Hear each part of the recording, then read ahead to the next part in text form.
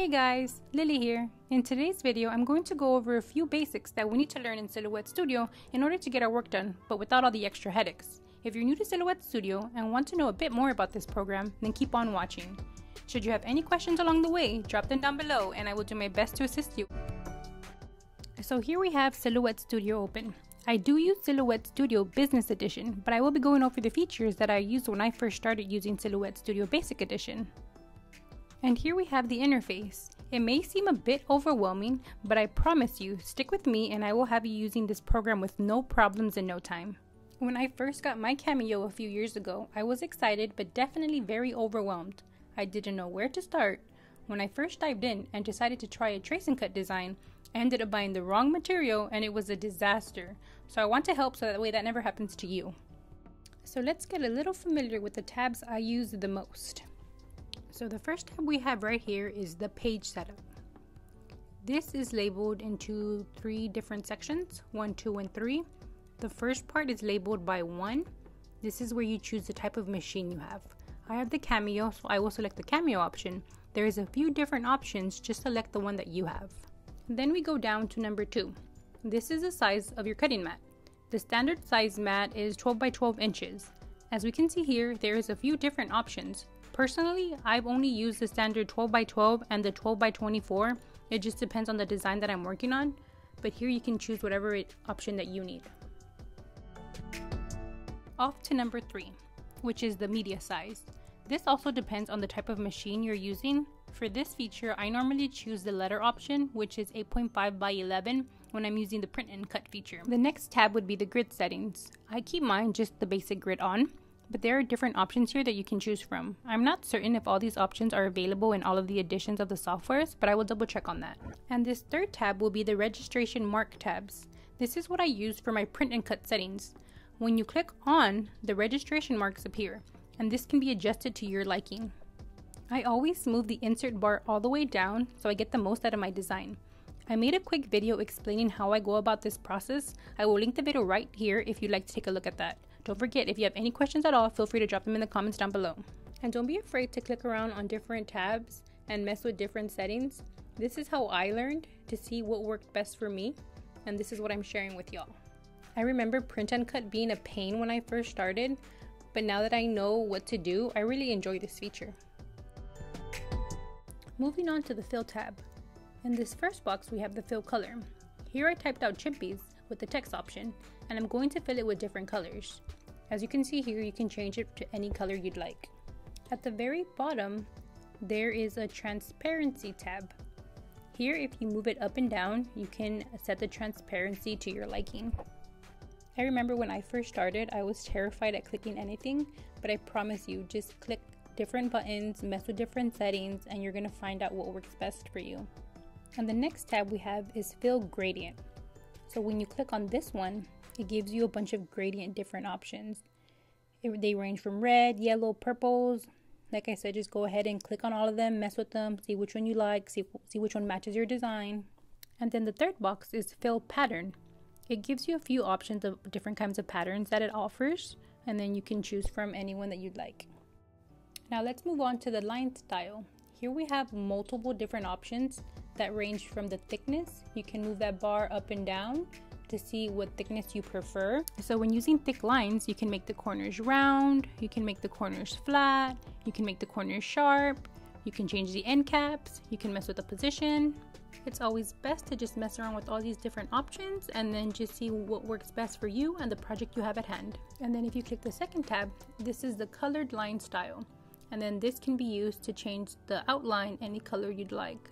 There's a whole bunch of different options that you can choose from here. Just go ahead and mess with them, see which one you like best, see which one works for you. And now we're moving on to the trace tab. This is very important because the trace will determine how your design comes out. So here I'm going to take my logo and trace it, so that way when I send it to my Cameo, it can cut out the outer edge. If I were to try and send it like this, it wouldn't cut out my design. If you can see here, there's no red outline, there's no marking, so it doesn't have anything to cut out.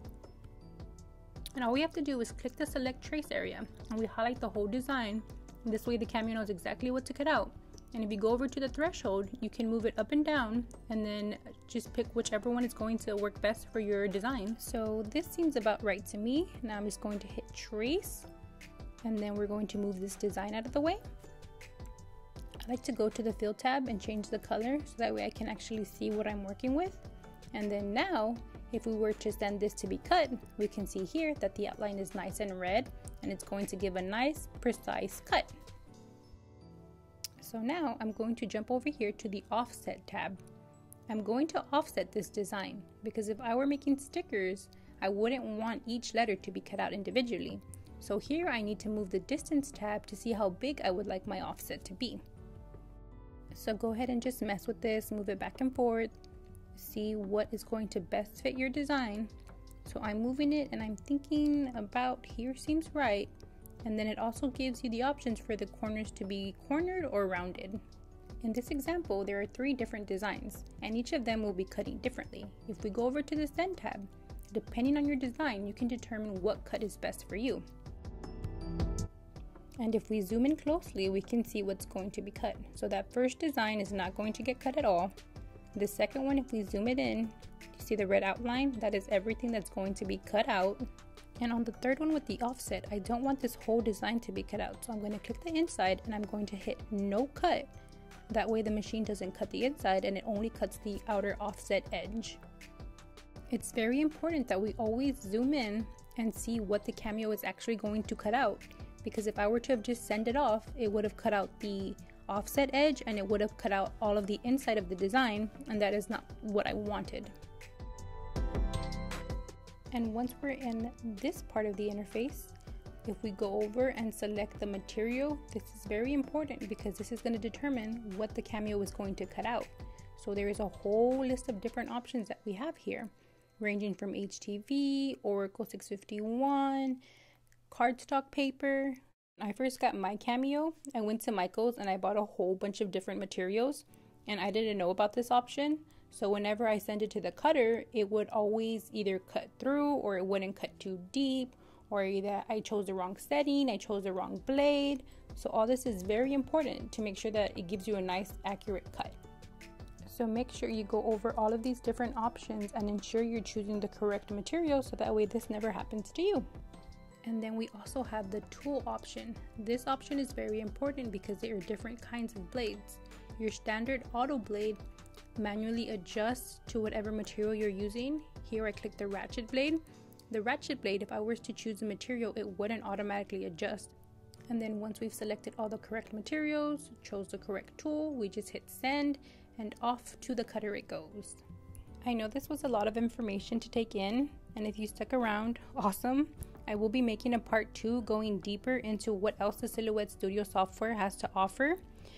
These are just some of the features that I learned when I first started that helped me a whole bunch on my Silhouette Studio journey. I do hope that this video helped you a bit. I know when I first started my Silhouette Studio journey, it was a bit overwhelming, a bit frustrating, well, very frustrating. I wanted to pull my hair out. I wasted a whole bunch of materials, but I hope this helps you and saves you a bit of materials. I do have Instagram, Facebook, TikTok, and Twitter, all under Chimpy's Designs. I'd greatly appreciate the support over there. Feel free to like, subscribe, and ring that bell for future videos. Thank you so much for watching this video. Should you have any questions, feel free to drop a comment down below, and I will do my best to assist you in the best possible direction. Have a great day.